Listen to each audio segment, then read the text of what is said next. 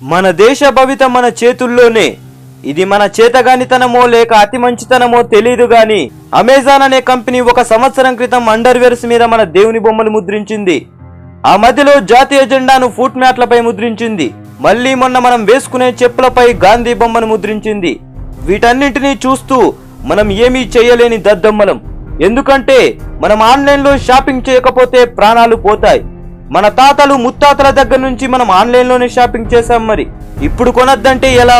మేము బతకలేమన్న మనకు సిగ్గు, శరం, మానం, దేశం మీద అభిమానం, దేశభక్తి ఉంటే 1 సంవత్సరం పాటు అమెజాన్ యాప్ తీసేసి వాడి ఆన్లైన్లో షాపింగ్ చేయడం మానేయండి.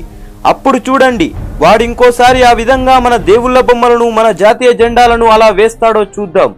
మన చేతగానితనాన్ని వాడు అలుసుగా తీసుకుంటున్నాడని ఒక వ్యక్తి తనలోని ఉద్వేగాన్ని మనతో పంచుకున్నాడు. ఈ విషయాన్ని మనకు షేర్ చేసి మనలో స్పందన కలగజేయడానికి అతడు 1 సంవత్సరం నుండే అమెజాన్ యాప్ని తీసేశాడు. అలా తీసేసిన అతడు, నా బిడ్డల మీద ఒట్టు, ఈరోజు నేను గొప్ప కోసం చెప్పుకోవట్లేదు, నేను ముందు చేసి మీకు చెబుతున్నా, ఇదెన్నో రోజుల నుండి నాకు బాధను కలిగిస్తుంది. అందుకే ఈ విషయాన్ని సోషల్ మీడియా ద్వారా అయితే నేను అందరికీ ఈ విషయాన్ని తెలియజేయగలుగుతానని తెలుసుకొని అతడు ఈ విషయాన్ని మనందరికీ పంపాడు. కాబట్టి ఈ మంచి పనికి, మన దేశ ఉన్నతిని కాపాడడానికి మనం దోహదపడదాం. ఫేస్బుక్, యూట్యూబ్ లంటే కేవలం లైకులు, కామెంట్లు, వీడియోలు షేర్ చేయడం, ఫొటోస్లు అప్లోడ్ చేయడం కాదు. దాని నుండి కొంత మంచి కూడా జరుగుతుందని మనం తెలియజెప్పుదాం. ఆయనకు సపోర్ట్ చేద్దాం. జై హింద్.